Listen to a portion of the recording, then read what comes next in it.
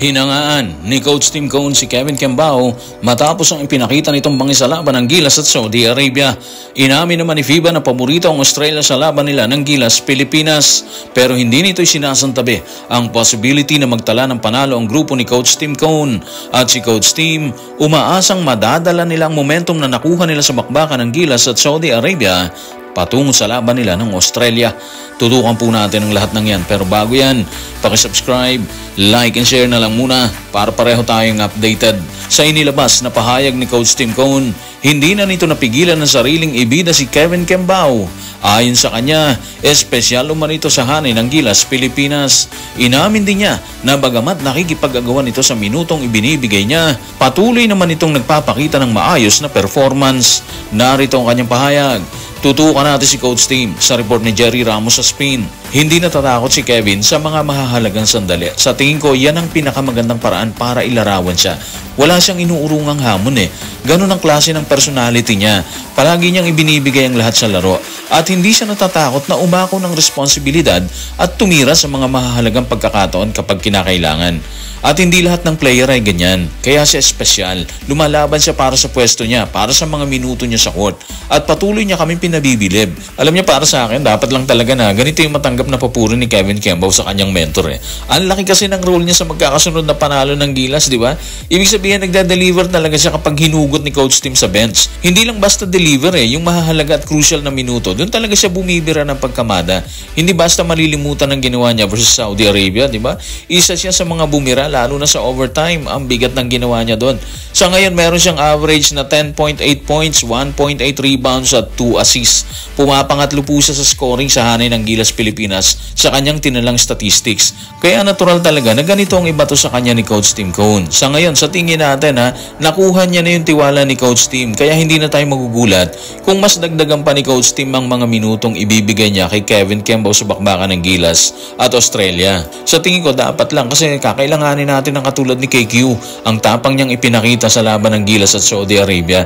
Iba yung tapang niya dun Bukod sa kanya, excited din ako sa posibleng ilatag ni Carl Tamayo mga ka-playoffs. Alam ko malaking maibibigay niya sa bawat laban Nagkakaroon lang siya ng problema dahil kapalitan niya si Justin Brownlee sa kanyang pwesto, di ba? Pero alam ko darating yung time na mabibigyan din siya ng tamang atensyon at oras para kuminang sa laban. Sana ngayong gabi na yun versus Australia kasi sa tindi ng Aussie Nationals, kakailanganin ni Coach Tim ng fresh legs at kabataan sa loob para hindi sila maiwan sa bakbakan, di ba? Yung personality ni KQ hindi rin naiiba sa personality ni Carl Tamayo. Hindi takot at handang makipagbasagan sa kalaban, di ba? Maliit man or malaking minuto ang ibinibigay sa kanila ni Coach Tim Cone. Habang papuri ang ibinabato ni Coach Tim Cone kay Kevin Kembao, ipinangalandakan naman ng FIBA na paborito ang Australia na manalo sa laban versus Gilas, Pilipinas.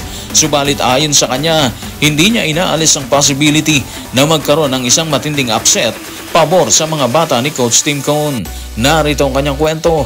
Tutukan natin si FIBA sa FIBA.basketball. Sa papel, ang Boomers ang itinuturing na malakas na paborito na makapasok sa top 4. Pero napatunayan na ng Pilipinas na kaya nilang umangat sa ilalim ng matinding pressure. Kung magagawa ng Gilas na depensahan ng perimeter, makipagsabayan sa rebound at samantalahin ang anumang foul trouble ng kalaban, posibleng maging entablado na naman ang Jeddah para sa isang nakakagulat na tagumpay sa FIBA Asia Cup. Sangayon naman tayo sa sinabi ni FIBA na paborito talaga yung Aussie Nationals versus Gilas. Walang duda yan. At sa history, wala pang talo ang Australia sa Asia Cup mula nang sumali sila dito noong 2017. Dahilan para maging heavy underdog talaga ang Gilas, Pilipinas. Pero wag silang pasiguro kasi base na rin kay FIBA, posibleng makagawa ng isang upset ang mga bata ni Coach Tim kung madedepensahan nila ng maayos ang Australia, lalo na sa 3-point territory. Siyempre, isama na rin natin doon yung pagpupursige ng grupo ni Coach Tim sa rebounding, kasabay ng makukuhang foul ng Australia, di ba? Ito yung mahalagang aspeto na natukoy ni FIBA para manatiling buhay ang pag-asa ng Gilas versus Australia. Kung kaya nilang gawin or kung magagawa nila yan, honest defense, box out, at i-engage nila ang Aussies para ma-foul trouble, may kalalagyan talaga yung Australia. Alam naman natin na mahirap gawin dahil sobrang athletic ng mga kalaban kumpara sa Gilas, di ba? Pero walang imposible kung matyaga ang isang kupunan. Bukod sa pagiging athletic, physical din silang lumaro yung mga Aussie. So kakailanganin nila ng matinding pasensya ng Gilas, Pilipinas para manatiling nakatayo sa bakbakan nila ngayong gabi. Ito yung unang-unang salpukan nila matapos ang hindi maganda nangyari sa kanila. Ilang taon na yung nakalilipas Kaya tingin natin, gagawin din ng Australia ang lahat para makuha nila ang panalo laban sa Gilas. Bukod sa hangad nilang mapanatiling buhay ang kampanya dito sa Asia Cup. Kung aminado si FIBA na paborito ang Australia sa laban, umaasa naman si Coach Tim Cone na madadala ng kanyang grupo ang momentum na nakuha nila sa bakbakang Gilas at Saudi Arabia. Paliwanag pa niya, ito ang unang pagkakataon na sasagupain ng pambansang kumpunan ng Australia sa ilalim ng kanyang pamamahala. Narito ang kanyang paglalahad. Tutukan natin si Coach Tim sa report ni Jerry Ramos sa Spin. Hindi ko pa nakakalaban ng Australia bilang coach. Ito ang magiging unang beses ko at excited ako tungkol dito. Alam namin sila ang itinuturing na number 1 seeded team sa torneo at kung matatalo namin sila, malaking upset yan. Ang panalo namin ngayong gabi sa ganitong paraan ay nagbigay sa amin ng momentum. Sana madala namin yan laban sa Australia. Well, sana madala nila yung momentum na nakuha nila sa laban ng kanyang grupo sa Saudi Arabia. Malaking bagay kasi yun eh. Sa ngayon, alam natin, mataas ang moral ng team dahil sa panalo nila. Kaya paniwala tayo na mabibigyan nila ng magandang laban ng Australia dito. Kung pagbabasehan naman ng statistics na itinala ng dalawang grupo, ang Gilas at ang Australia, konti lang ang lamang ng Australia sa Gilas, lalo na sa rebounding ha. May 48.7 rebounds per game ang Australia, habang ang Gilas, meron silang 44 rebounds per game. Sa aspetong yan, kakailanganin ni AJ Edo ng tulong mula sa mga kasama niya para maunahan ang kalaban, lalo na kung offensive rebound yun.